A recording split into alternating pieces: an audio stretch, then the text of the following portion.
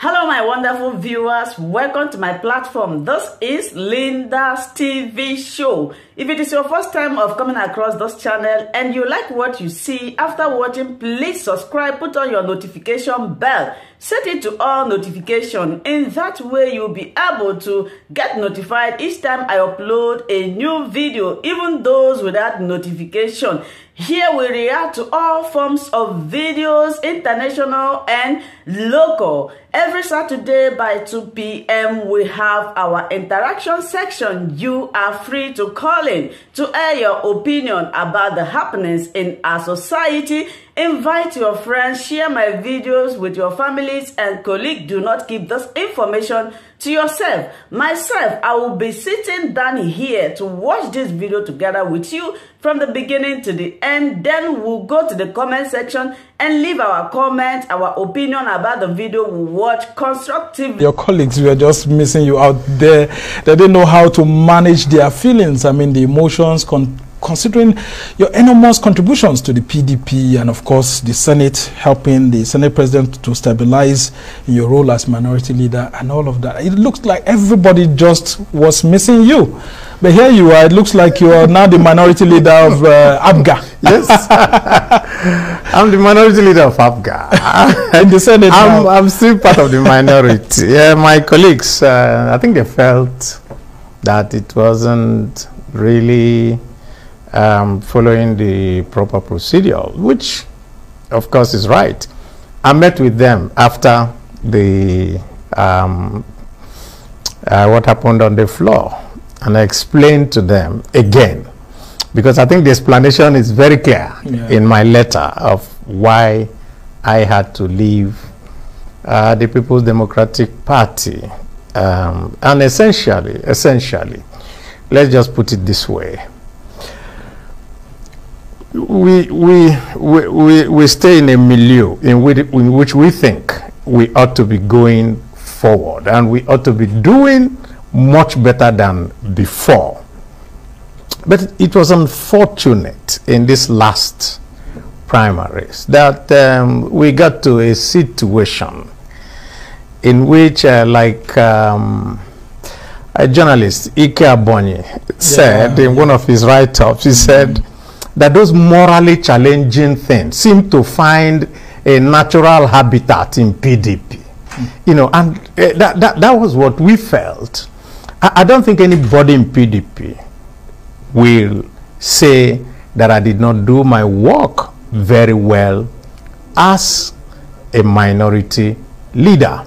And what we challenged APC about and what we challenged the presidency about is due process and doing exactly the right thing, only to come back to my party and for a matter of congresses and primaries, and the party does exactly the same thing that we are challenging others about. And so I think it was Booker T. Washington says that it's better that you go into the company of the people that you think are better for you than just continue to wallow in the company of those who think that at every time anything goes. I just refuse to accept anything goes.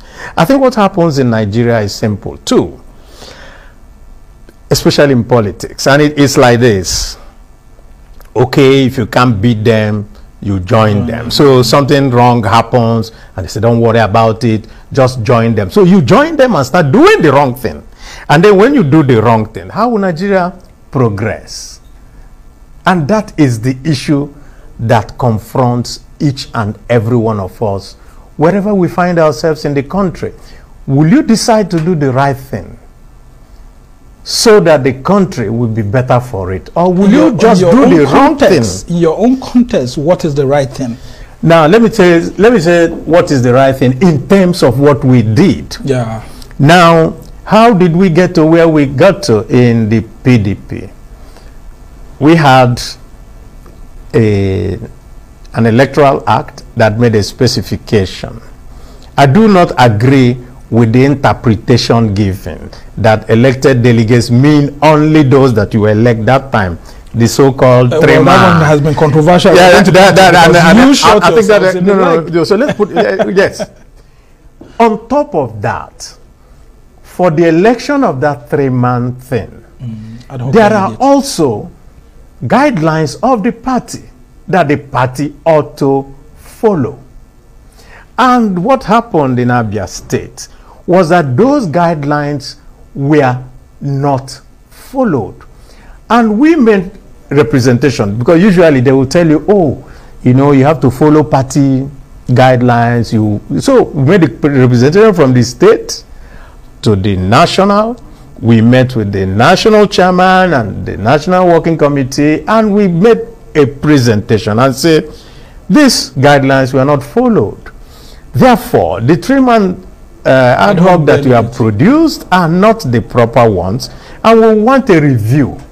And nobody talked to us. Yeah, I remember when you came to... I came here, and I was the person that we had a press conference, and we said that. And I will tell you one thing, you won't believe it. You won't believe it. The whole of us that did that press conference, we later went to go and see the national chairman of the party. And we sat with him, and we said, sir, these are the processes, these are the things that were serially breached. And we think that something ought to be done. And he looked at us and said, okay, I've heard you. And that was it. And that was it. Well, and then they went back, and then it just continued. And so we said, okay, if I know that a process is stacked against me, and why would I go and I'm complaining about the process? So why would I continue to give credit to that process by being part of it? And so prior to that time, I wrote a letter. Most of the other people wrote letters and said, we're not part of this process. Just like you exited from the primaries. We exited so that you cannot now say. But look at the funny thing that happened. Even though we exited from the primaries, they still turned around and allocated figures to you. I mean, I was laughing when I saw that. They allocated you and I, distinguished Senator Abaribe, know that all politics is local. And the PDP was counting on the governors to help out in the presidential primary and, of course, other primaries. And, of course, they needed to grant the governors certain concessions. But here you are. If you wanted to have come back to the Senate, I'm sure maybe there would have been an arrangement that may favor you one way or the other, though I know that the governor wants to contest this same seat with you now. But you were looking to be the governorship candidate of the party. And, of course, you know that incumbents have the right to actually sort of nominate their successors, certainly through the party process. Precisely. Isn't it local politics here? No. It's what you're saying is correct. And we never said that incumbents have no right to nominate anybody they want. All we are talking about was just a fair process. Give me as much chance as you give whoever you want to bring, and let him come and face me in the field. And that is exactly what we continually told the party. The party can never turn around and say today that that wasn't what we wanted. I never asked anybody for any iota of assistance. I never. I just said, as a minority leader, even as a minority leader, of the Senate, I never. You can, a ranking member precisely of the PDP. As a ranking member of the PDP, as a man who has put his life on the line for PDP.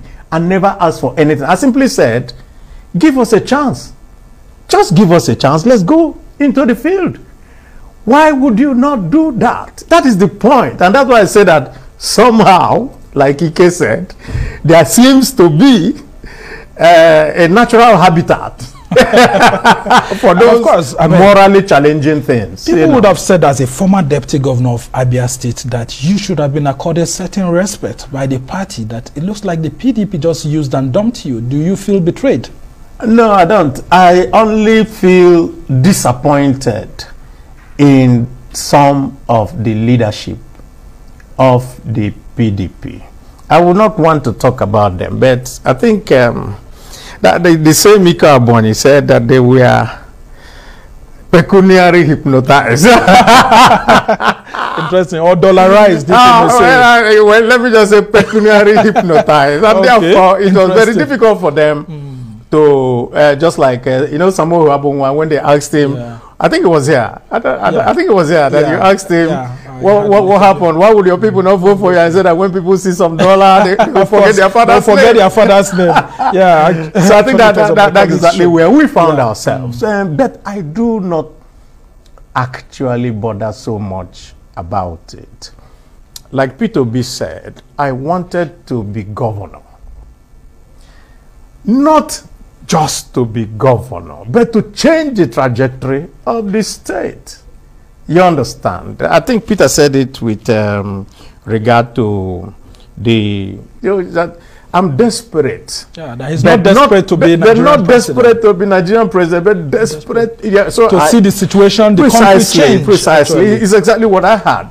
Desperate to see the situation change. And of course, when I got to ABGA, actually, they now said, this is your natural habitat. And not the Labour Party. Why did you follow Peter Obi to his Labour Party? I think by then, Labour Party had already concluded the arrangements and so on and so forth. But of course, the natural habitat of us in the Southeast is ABGA. And you can see from what has happened in all parties now, all that the parties have told the Southeasterner is, you don't belong. You just don't belong. And I think that what you need to do is that you make yourself to be important enough that you will be recognized. Because if you continue to be somebody who at all times they are looking at you as, well, just an appendage, they will never take you using serious. You to win elections. Precisely, they use you to win elections. I mean, look at how they used me. And that's why I'm coming back. I'm coming back to that, Senator Abaribe. A lot of your colleagues are wondering, how could an Abaribe leave the PDP? Why would an Abaribe be treated by the PDP this way? This same Abaribe that stood his neck out, challenged the Buhari administration, even previous governments, always been at the forefront. Now, some of your followers will also say that you do not have the politics of ideology, and that's why you're defecting. What would you say to them? Because they say if you are ideological, you will stay in the PDP and reform it and not jump out of the ship. If I was non-ideological, I would go to APC. Because if you have the major ideologies, it will now be the conservative APC and the progressive non-APC. So I'm still in non-APC. So I'm ideologically inclined that I will never be part of the hegemony. And I tell you one other thing. What did we complain about for APC? We complained that the APC government, led by President Muhammadu Buhari, was not fair.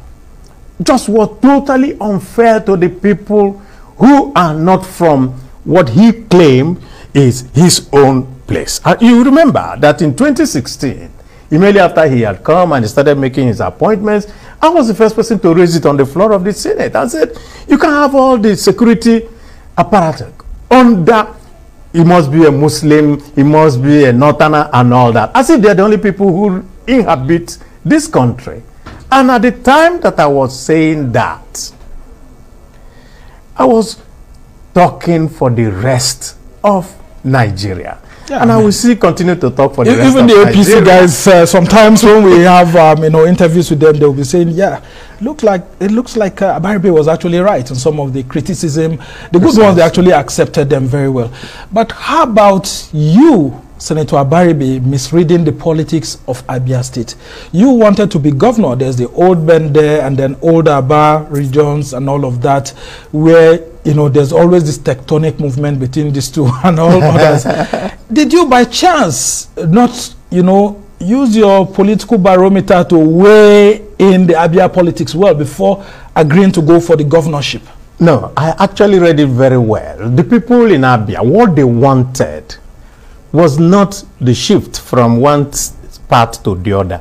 It was the removal of the hegemonic clique that had held Abia down and moved from one hand to the other. And so when we now got to the point where the current governor also wanted to hand over to someone. We said, no, if we don't break this chain, Abia will continue to sink the way it has done and continue to be a laughingstock of other states in and around Nigeria. So that was the primary aim, which was let's cut this whole thing off. And in Abia, because we have 3 senatorial zones and every senatorial zone has now tested the governorship, we felt that if you bring the best person forward, which was what I was trying to do, then the people of Abia should be left to make that choice. Yeah. Not to give the people of Abia a option choice of saying it either this person or none. Since you've come full cycle. Precisely, since we have come full cycle. So it wasn't anything about where you come from or all that. But that is, like I said, I was desperate to be there, but desperate to make Abia better for everyone. And it can only be better if you cut that, what do you call it now, godfatherism and those type of things. And of course, in almost every state, all of them try to do it. And of course, Nigeria will not be better if we don't break those kind of chains. That is the issue of the moment in front of each and every Nigerian today. Because we have seen that you bring anybody, he's tied to the apron strings of who brought him, and nothing works. Okay, now, Okezie Ikpeazu, the incumbent governor of Abia State, is one person that we have thought that having been in the, in the circles, in your circles, both nationally and then locally, that there will be some good rapport between you and him. What really happened, actually? Because even when you made your announcement, your bid for the governorship, you took time to seek his blessings, you attended some functions with him. I could see that you're trying to romance him, actually, to ensure that at least there's that atmosphere of respect for each other. But what really happened between your relationship with him? Well, I don't think that I'm the person that will have to answer that question. Any day that you have him in front of you, then you can answer. But one thing is very simple. When some people went to confront him and say, why? Just exactly this question that you asked. I say, oh no, you know, the senator, I respect him very much, but he comes from the same place with me, and because he comes from the same place with me, he cannot be governor. And then they asked him the follow-up question, which he couldn't answer. Okay, if he comes from the same place with you, and you don't want him to be governor, why do you want to be senator? Since you're also coming from the same place. Does it mean that there are other local governments also within the same Abia South don't deserve to be senator? So, and of course, he couldn't answer that question. I do not know what happens to when you get into the executive office. In fact, David Mark asked me one day, he said, I would like to use you as an experiment. I said, let me see whether you can get there and change. Because he looked at something happens once you become... When you get into executive office. I think maybe because everybody kowtows, everybody begs you, everybody, even your fathers lie down on the ground for you, then maybe you start having delusions. You know, that's what I would call it. But that's not a question that I can answer.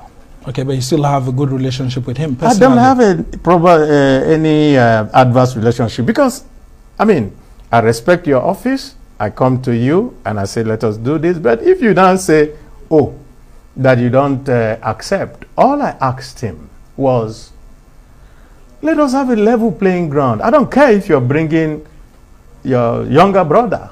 I don't care.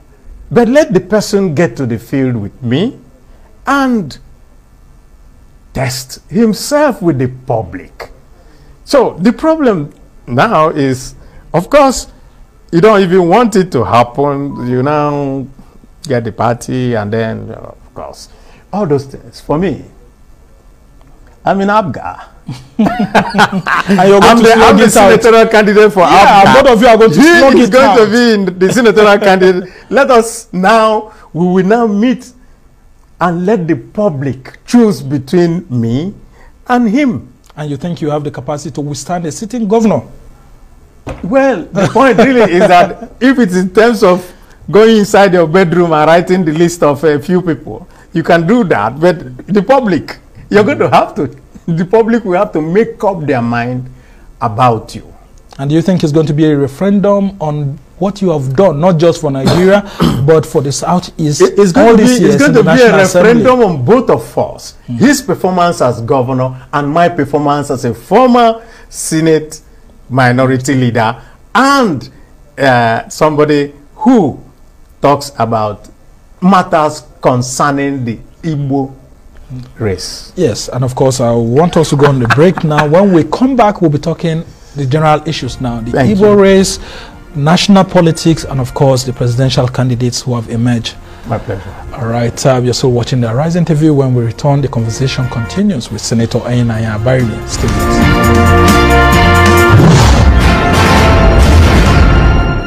Welcome back to the Arise interview, where we speak to the newsmakers as well as ordinary people doing extraordinary things around the world and featuring the voices at the heart of the conversations. I'm Somna Sambo, and of course my guest is still the former Senate minority leader, who is still a serving senator, and the Abia South senatorial candidate of the All Progressives Grand Alliance, ABGA, Senator Anyinnaya Abaribe. And we've been taking a look at all the issues that led to his defection from the main opposition, PDP, to ABGA. And of course, we thank you for still being with us here.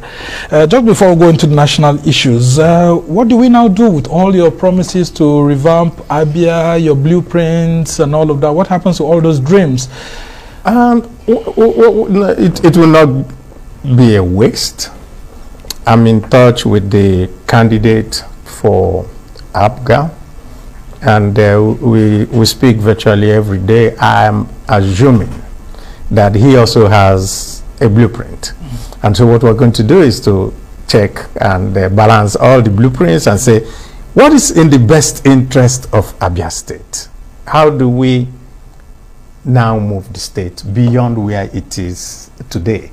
And I think we'll all work together to get on that. Okay, yes. And moving on to other critical issues now. How could the National Assembly have made such a mistake by not allowing statutory delegates to vote? How did all of you get into that situation whereby you didn't take a second look at that clause?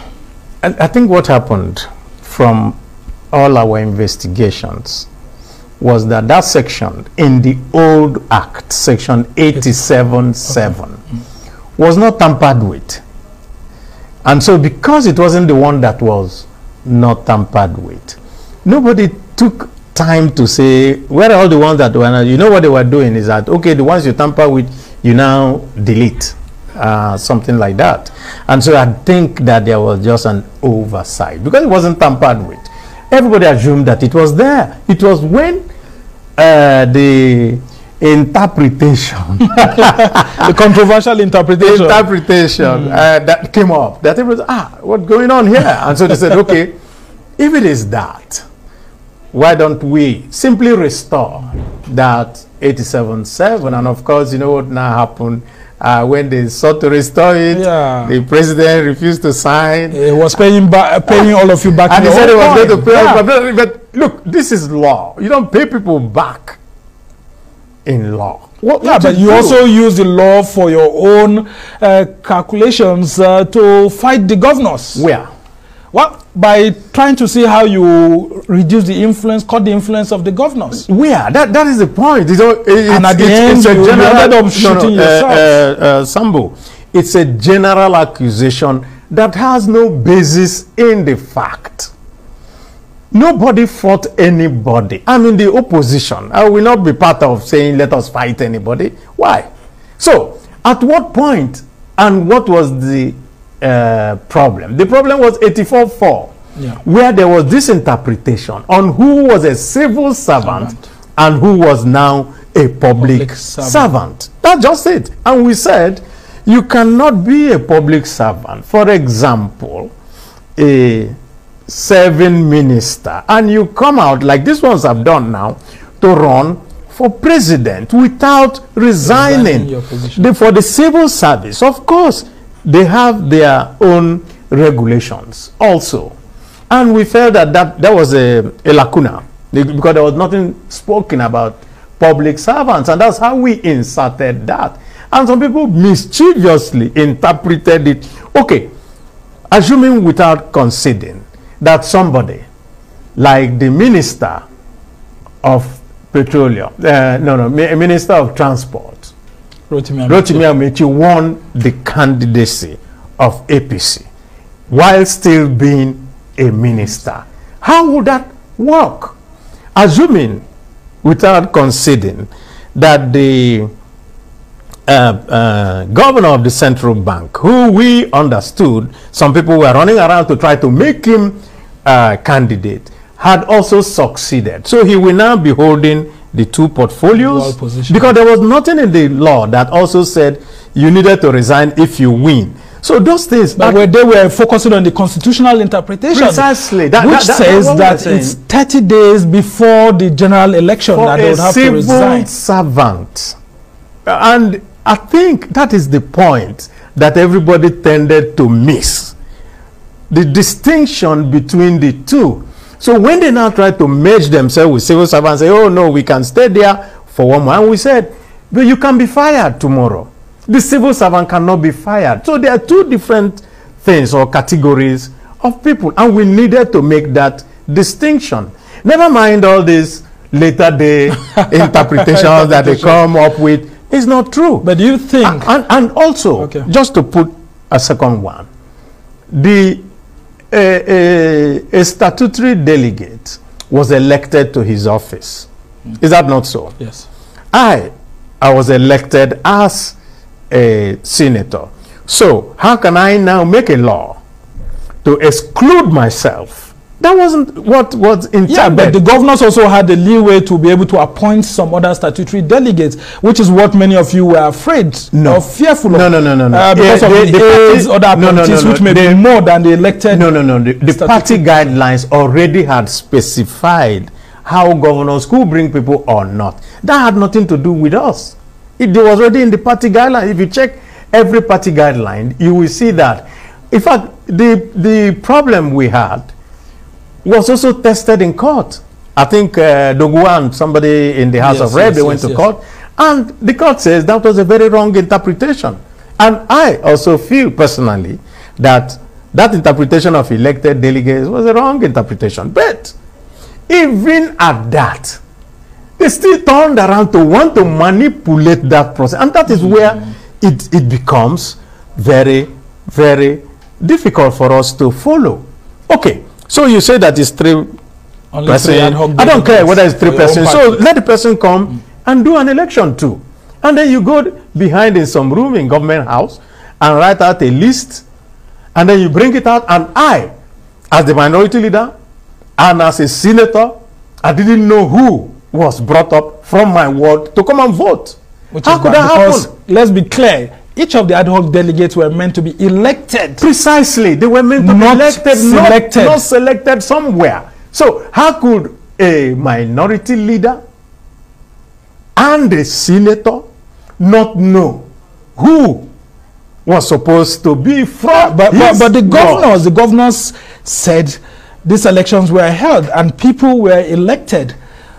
So you were disputing these elections. I would have said something now, but because it's a subject of a court case, I will say no. But bear in mind that we are challenging this in court. And the court will eventually have to give a ruling whether you could stay in your backyard and write something or you did an election. Okay, so we'll have to move on to other issues now. Thank you. Clearly, this ad hoc delegates and statutory delegates are... My wonderful viewers for watching this video together with me from the beginning to the end. Like I said before, if you like what you see here, if you like what I do in this platform, as you have finished watching this video, please hit that red button that says subscribe and put on your notification bell to all notification. In that way, you'll be able to know when I upload a new video. Share my videos, leave your comments in the comment section constructively. Until I meet your way again in my next video, I still remain your Linda's TV show. Bye-bye.